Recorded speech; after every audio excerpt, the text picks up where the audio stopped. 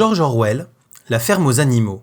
Chapitre 1, première partie. Le propriétaire de la ferme du manoir, Mr. Jones, avait poussé le verrou des poulaillers, mais il était bien trop saoul pour s'être rappelé d'abattre les trappes. S'éclairant de gauche et de droite avec sa lanterne, c'est en titubant qu'il traversa la cour. Il entreprit de se déchausser, donnant du pied contre la porte de la cuisine, tira au tonneau un dernier verre de bière et se hissa dans le lit où était Mrs. Jones, déjà en train de ronfler.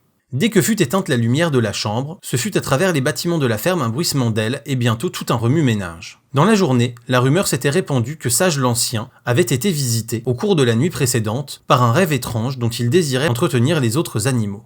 Sage l'Ancien était un cochon qui, en son jeune temps, avait été proclamé lauréat de sa catégorie. Il avait concouru sous le nom de Beauté de Willingdon.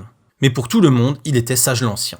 Il avait été convenu que tous les animaux se retrouveraient dans la grange dès que Mr. Jones se serait éclipsé. Et Sage l'Ancien était si profondément vénéré que chacun était prêt à prendre sur son sommeil pour savoir ce qu'il avait à dire. Lui-même avait déjà pris place à l'une des extrémités de la grange, sur une sorte d'estrade. Cette estrade était son lit de paille, éclairé par une lanterne suspendue à une poutre. Il avait 12 ans, et avec l'âge avait pris de l'embonpoint, mais il en imposait encore, et on lui trouvait un air raisonnable, bienveillant même, malgré ses canines intactes. Bientôt les autres animaux se présentèrent, et ils se mirent à l'aise, chacun suivant les lois de son espèce. Ce furent d'abord le chien Filou, et les deux chiennes, qui se nommaient Fleur et Constance, et ensuite les cochons qui se vautrèrent sur la paille, face à l'estrade. Les poules allèrent se percher sur des appuis de fenêtres, et les pigeons sur les chevrons du toit. Vaches et moutons se placèrent derrière les cochons, et là ils prirent à ruminer. Puis deux chevaux de trait, Malabar et Douce, firent leur entrée. Ils avancèrent à petits pas précautionneux, posant avec délicatesse leurs nobles sabots sur la paille, de peur qu'une petite bête ou l'autre s'y fût tapie. Douce était une superbe matrone, entre deux âges, qui, depuis la naissance de son 4e poulain, n'avait plus retrouvé la silhouette de son jeune temps. Quant à Malabar, une énorme bête, forte comme n'importe quel 2 chevaux, une longue raie blanche lui tombait jusqu'aux naseaux, ce qui lui donnait un air un peu bêta. Et de fait, Malabar n'était pas génial. Néanmoins, chacun le respectait parce qu'on pouvait compter sur lui, et il abattait une besogne fantastique. Vinrent encore Edmé, la chèvre blanche, et Benjamin, l'âne. Benjamin était le plus vieil animal de la ferme et le plus acariâtre. Peu expansif, quand il s'exprimait c'était en général par boutades cyniques. Il déclarait par exemple que Dieu lui avait bien donné une queue pour chasser les mouches, mais qu'il aurait beaucoup préféré n'avoir ni queue ni mouche. De tous les animaux de la ferme, il était le seul à ne jamais rire. Quand on lui demandait pourquoi, il disait qu'il n'y a pas de quoi rire. Pourtant, sans vouloir en convenir, il était l'ami dévoué de Malabar. Ces deux-là passaient d'habitude le dimanche ensemble, dans le petit enclos derrière le verger, et sans un mot broutaient de compagnie. À peine les 2 chevaux s'étaient-ils étendus sur la paille, qu'une couvée de canetons, ayant perdu leur mère, firent irruption dans la grange, et tous ils piaillaient de leur petite voix et s'égayaient çà et là, en quête du bon endroit où personne ne leur marcherait dessus. Douce leur fit un rempart de sa grande jambe, ils s'y blottirent et s'endormirent bientôt. À la dernière minute, une autre jument, répondant au nom de Luby, la jolie follette blanche que Mr. Jones attelle à son cabriolet, se glissa à l'intérieur de la grange en mâchonnant un sucre. Elle se plaça sur le devant et fit des mines avec sa crinière blanche, enrubannée de rouge. Enfin ce fut la chatte. À sa façon habituelle, elle jeta sur l'assemblée un regard circulaire, guignant la bonne place chaude. Pour finir, elle se coula entre Douce et Malabar. Sur quoi elle ronronna de contentement, et du discours de Sage l'Ancien n'entendit pas un traître mot. Tous les animaux étaient maintenant au rendez-vous, sauf Moïse, un corbeau apprivoisé qui sommeillait sur un perchoir près de la porte de derrière, et les voyant à l'aise et bien attentifs, Sage l'Ancien se racla la gorge, puis commença en ces termes. « Camarades, vous avez déjà entendu parler du rêve étrange qui m'est venu la nuit dernière, mais j'y reviendrai tout à l'heure, j'ai d'abord quelque chose d'autre à vous dire. Je ne compte pas, camarades, passer encore de longs mois parmi vous.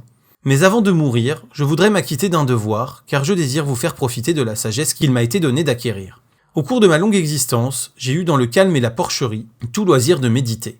Je crois être en mesure de l'affirmer, j'ai, sur la nature de la vie en ce monde, autant de lumière que tout autre animal. C'est de quoi je désire vous parler. Quelle est donc, camarades, la nature de notre existence ? Regardons les choses en face, nous avons une vie de labeur, une vie de misère, une vie trop brève. Une fois au monde, il nous est tout juste donné de quoi survivre, et ceux d'entre nous qui ont la force voulue sont astreints au travail jusqu'à ce qu'ils rendent l'âme.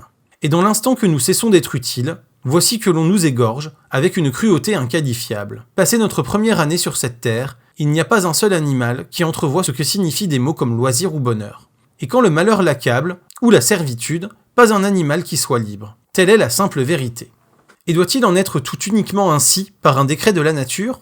Notre pays est-il donc si pauvre qu'il ne puisse procurer à ceux qui l'habitent une vie digne et décente? Non, camarades, 1000 fois non.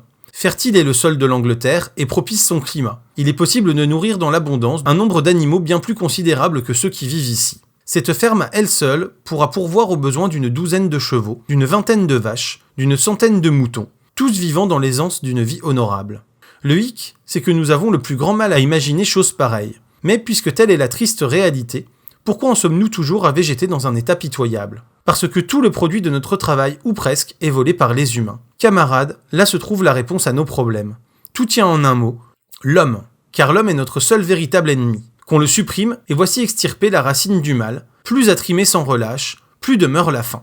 L'homme est la seule créature qui consomme sans produire. Il ne donne pas de lait, il ne pond pas d'œufs. Il est trop débile pour pousser la charrue, bien trop lent pour attraper un lapin. Pourtant le voici le suzerain de tous les animaux. Il distribue les tâches, entre eux, mais ne leur donne en retour que la maigre pitance qui les maintient en vie. Puis il garde pour lui le surplus.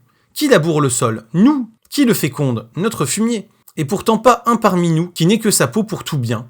Vous les vaches là devant moi, combien de centaines d'hectolitres de lait n'avez-vous pas produit l'année dernière?